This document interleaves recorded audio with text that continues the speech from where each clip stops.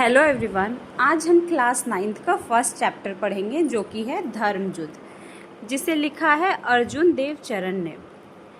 तो सबसे पहले बात करते हैं इसके टाइटल की, जिसका नाम है धर्म युद्ध। बेसिकली अर्जुन देव चरण जो है वो राजस्थान से हैं, तो इसलिए ये युद्ध की जगह युद्ध हो गया है।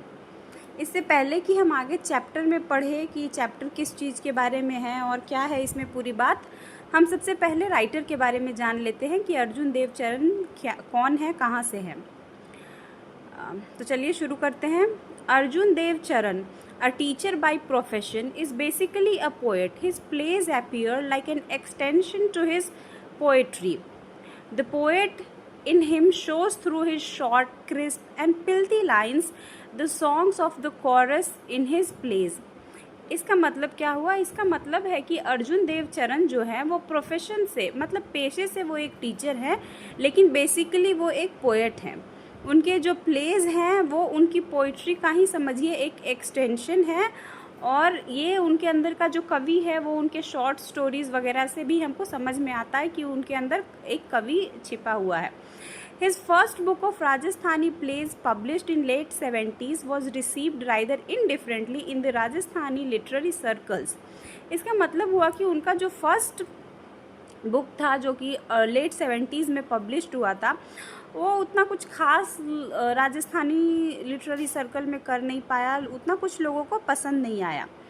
इसके बाद जो लाइनें लिखी हैं उसका मतलब है कि इससे पहले मतलब अर्जुन देव चरण जी के आने से पहले राजस्थान में, राजस्थानी लिटरेचर में बेसिकली क्या लिखा जाता था, प्लेस जो होते हैं, वन एक्ट प्लेस जो हो गया, सोशल इशूज़ पे, जैसे विडोरी मैरिज हो गई है ना, विधवा पुनर्विवाह, डाउरी के ऊपर, दहेज के ऊपर, या फोक प्लेस होते थे जो कि हिस्टोरिकल या माइथोलॉजिकल, मतलब ऐतिहासिक या पौराणिक कथाओं पे बेस्ड होती थी। फुल लेंथ प्ले, और वो भी एक कंटेम्प्रेरी थीम पे, तो मतलब देखने वाली बात ही नहीं थी, वो तो देखा ही नहीं जा सकता था। तो जैसे ही अर्जुन देव, मतलब कहना यही चाह रहा है कि अर्जुन देव चरण जो है उनके अराइवल के साथ ही हमको बहुत सारे मॉडर्न थीम्स के ऊपर, मॉडर्न थिएटर के ऊपर, ड्रामेटिक लिटरेचर वगैरह हम लोग को देखने को मिल रहा है। अर्जुन देव चरण के कुछ प्लेस दिए गए हैं, जैसे है दो नाटक, आजरा, गुआरी, संकोरी, ये सब राजस्थानी में लिखा हुआ है और इसके टाइटल्स भी राजस्थानी में है। एक इनका फेमस जो धर्म युद्ध है वो, जिसको हम अभी पढ़ने जा रहे हैं, तो वही है। तो चलिए जानते हैं कि ये धर्म युद्ध, आखिर युद्ध जो है वो आखिरकार किस चीज़ के बारे में है, हम इसमें क्या पढ़ेंगे। तो Dharma Yuddha is a story of Padma, a young girl educated through scriptures like the Ramayana the Mahabharata etcetera. मतलब धर्म युद्ध जो है वो एक स्टोरी है एक यंग लड़की की, जवान छोटी लड़की की, जिसकी जो एजुकेटेड हुई है स्क्रिप्चर्स के थ्रू, जैसे जिसने रामायण महाभारत के थ्रू, मतलब जिसने ये सब पढ़ा है, जिसे ये सारी चीज़ें आती हैं। She feels aggrieved and agitated by the uncharitably orthodox attitude of the society towards women. She repeatedly questions her parents and her teacher about the rights and the identity of a woman and asks them whether her identity is subject to her marriage. इसका क्या मतलब हुआ कि वो बहुत उसको बहुत इस बात से तकलीफ़ है, वो बहुत परेशान है कि इस ऑर्थोडॉक्स सोसाइटी का जो एटीट्यूड है वुमेंस के प्रति, उसको लेकर के वो काफ़ी परेशान है। वो हमेशा मतलब वो बार बार अपने पेरेंट्स से पूछती है, अपने टीचर्स से पूछती है कि महिलाओं का राइट क्या है, उनकी आइडेंटिटी क्या है, पहचान क्या है, और क्या उनकी पहचान उनके शादी से जुड़ी हुई है। इन्हीं सब क्वेश्चंस के साथ वो घिरी हुई है, और इसी के बारे में अब हम चैप्टर में पढ़ेंगे कि क्या है। तो चलिए शुरू करते हैं चैप्टर को पढ़ना। चैप्टर में सबसे पहले चैप्टर में हम 3 कैरेक्टर को देखेंगे। एक पद्मा है, एक उनकी माँ है, और एक उनके पिताजी हैं। तो ये डायलॉग फॉर्म में लिखा गया है।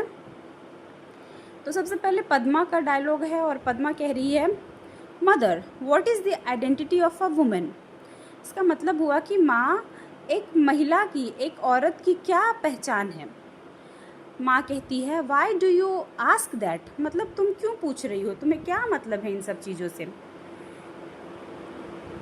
पद्मा का रिप्लाई है, how am I different from others, मतलब मैं दूसरों से कैसे अलग हूँ। माँ कह रही है, you are my daughter, are only child and your father's darling, मतलब तुम हमारी बेटी हो, हमारी इकलौती बच्ची हो और अपने पिता की प्यारी हो। Father now Padma says, father cares more for money than for me, it takes a heart to bestow love, मतलब पद्मा कह रही है कि पिताजी जो हैं वो पैसे की ज़्यादा कदर करते हैं, उन्हें मेरी इतनी चिंता नहीं है, वो मेरी इतनी चिंता नहीं करते हैं। For whom does he save? He does all this only for your sake. You should not think that I have no heart. उसकी माँ कह रही है कि वो किसके लिए सेव करते हैं, ये सब वो तुम्हारे लिए ही तो करते हैं, तुम्हें ऐसा नहीं सोचना चाहिए कि मेरे पास कोई हर्ट नहीं है। अब पद्मा क्या कह रही है, but I didn't say it of you, मतलब मैंने ये तुम्हारे बारे में नहीं कहा कि तुम्हारे पास दिल नहीं है। तो पद्मा की माँ कह रही है, I am not in any way different from him, my identity is linked with him and I cherish the bond, मतलब कि मेरी, उसकी माँ कह रही है, पद्मा की माँ कह रही है कि मेरा जो पहचान है, मेरी जो पहचान है वो तुम्हारे पिता से अलग नहीं है, हम दोनों जुड़े हुए हैं, हमारी जो आइडेंटिटी है वो जुड़ी हुई है, लिंक्ड है, और मैं इस बॉन्ड को बहुत चेरिश करती हूँ, मतलब मैं बहुत खुश हूँ, मुझे बहुत पसंद है ये बॉन्ड। इतने में ही पद्मा के पापा इंटर करते हैं, हिज फादर एंटर्स। नाउ देखते हैं कि उनके पिताजी क्या कह रहे हैं। What is this talk about the bond पद्माज मदर, मतलब क्या ये बॉन्ड के बारे में क्या बात हो रहा है पद्मा की माँ। उसकी माँ कह रही है, here is your father, ask him whatever you want to know. तो पद्मा की माँ कह रही है कि यहाँ ये रहे तुम्हारे पिताजी, पूछो उनसे जो भी तुम पूछना चाहती हो। Father, what's it my child, क्या है मेरे बच्चे, मतलब क्या तुम पूछना चाहती हो, क्या बात है।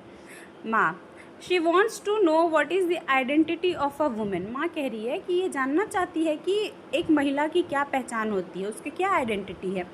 Father, you will know it dear when you are married, तुम ये जान जाओगी कि एक औरत की क्या पहचान होती है अगर जब तुम्हारी शादी हो जाएगी। Padma, does married led identity to a women, क्या शादी एक औरत को पहचान देती है। इसके बाद है, what is a woman without a husband, Padma की माँ कह रही है कि एक औरत बिना हस्बैंड के क्या है, कुछ भी नहीं है, मतलब वो कहना चाह रही है कि एक औरत जिसका हस्बैंड नहीं है वो कुछ भी नहीं है। तो इस पे पद्मा कह रही है कि what if one does not get married, कि अगर क्या हो, अगर कोई शादी ही ना करे, अगर कोई शादी ना करे तो क्या होगा, मतलब उसकी कोई आइडेंटिटी नहीं होगी। तो माँ कह रही है, why do you always ask such senseless questions, मतलब तुम हमेशा ऐसे बिना सेंस के, बिना सिर पैर की बात क्यों पूछती हो, बेकार की फजूल की बातें क्यों पूछती हो। पद्मा कह रही है, what about a women whose husband is dead, मतलब वो वैसी औरतों के बारे में क्या, उस औरत का क्या जिसके हस्बैंड मर चुके हैं। देन पद्माज मदर रिप्लाई, पद्मा की माँ कह रही हैं, life is hello for her, मतलब जिसके हस्बैंड मर चुके हैं उसके लिए लाइफ क्या है, हेल है, नर्क जैसा है। पद्मा, दैट्स इनजस्टिस, मतलब ये तो अन्याय है। उसकी माँ कह रही है, you need not talk of justice and injustice here, मतलब तुम्हें यहाँ जस्टिस, न्याय और अन्याय की बात करने की ज़रूरत नहीं है। इस पर पद्मा पूछ रही है कि वाई, मतलब क्यों ज़रूरत नहीं है कि मैं जस्टिस और इनजस्टिस के बारे में बात करूं। पद्मा की माँ कह रही है, over here women don't have the right to ask questions, मतलब यहाँ महिलाओं के पास सवाल पूछने का अधिकार नहीं है। तो पद्मा कह रही है, what right do they have then, तो मतलब अगर सवाल पूछने का अधिकार नहीं है तो उनके पास किस चीज़ का अधिकार है। इस पे पद्मा के फादर कह रहे हैं, rights are for equals dears, मतलब राइट्स जो हैं जो बराबरी में होते हैं उनके लिए होते हैं। इस पे पद्मा का क्या है, why is home considered a place for bargaining, one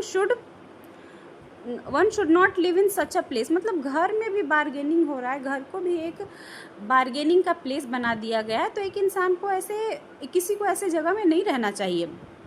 father, इस पे फादर का रिप्लाई है, you will get the same replies to the questions, to these questions wherever you go. मतलब तुम्हें ऐसे क्वेश्चंस पे यही रिप्लाई मिलेगा, तुम जहाँ भी जाओगी, जिससे भी पूछोगी, यही तुम्हें रिप्लाई मिलने वाला है।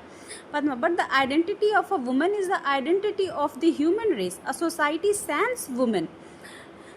मतलब इसका मतलब हुआ कि आइडेंटिटी, जो एक महिला की जो पहचान है, वो एक ह्यूमन रेस, जो ह्यूमन पॉपुलेशन है, जो ह्यूमन रेस है, उसकी पहचान है। बिना महिलाओं के सोसाइटी क्या है, कुछ भी नहीं है। इस पे फादर कह रहे हैं, that's why they say that marriage lends this identity, कि इसीलिए वो कहते हैं कि शादी क्या होता है, आइडेंटिटी देता है लोगों को, महिलाओं को पहचान देता है। फादर, सो पद्मा, नाउ पद्मा इस पे कह रही है, so if a girl does not get married, she has no identity. Why is it that an unmarried one is venerated and called saint, while an unmarried woman is called immoral and wanton? इसका मतलब हुआ कि पद्मा इस पे कह रही है कि ऐसा क्यों है कि शादी ही जो है महिलाओं को उसकी आइडेंटिटी देती है। अगर एक महिला शादी नहीं करती तो क्या उसके पास आइडेंटिटी नहीं है? एक जो अनमैरिड आदमी है, मतलब जिसकी शादी नहीं हुई है, एक ऐसा अगर कोई पुरुष है तो उसको संत कहते हैं ना, उसकी बड़ी रिस्पेक्ट करते हैं, वो वेनरेटेड हो जाता है, मतलब रिस्पेक्टेड हो जाता है। जबकि अगर वहीं पे कोई अनमैरिड वुमेन है, मतलब कोई ऐसी औरत है जिसकी शादी नहीं हुई है, तो उसको इमोरल कहा जाता है कि नहीं, ये ठीक नहीं है, इसका कैरेक्टर ठीक नहीं है। तो ऐसा क्यों है? यही सब क्वेश्चंस जो है वो पद्मा अपने फादर से पूछ रही है और अपने मदर से पूछ रही है। बेसिकली क्या है, ये हमारे जो राइटर हैं वो राजस्थान से हैं, तो ये सारी जो थॉट प्रोसेस थिंकिंग है, ये जो हम इसमें जो सुन रहे हैं वो राजस्थानी सोसाइटी से आ रहा है। हालांकि ऐसे बहुत से जगह हैं जहाँ पे हमें ऐसे थॉट प्रोसेस अभी भी देखने को मिलते हैं, पर यहाँ पे जो लिखा गया है ये बेसिकली राजस्थान को कंसिडर करके मतलब राजस्थानी कॉन्टेक्स्ट में ही है, पर बहुत सारी ऐसी जगहें हैं जहाँ ये सारी चीज़ें अभी भी होती हैं। इसके साथ ही ये चैप्टर ख़त्म होता है। अगले क्लास में हम इसके क्वेश्चन आंसर्स डिस्कस करेंगे। ये जो ब्रीफ आंसर क्वेश्चंस है, लॉन्ग आंसर क्वेश्चंस है, यही सब कॉम्पोजिशन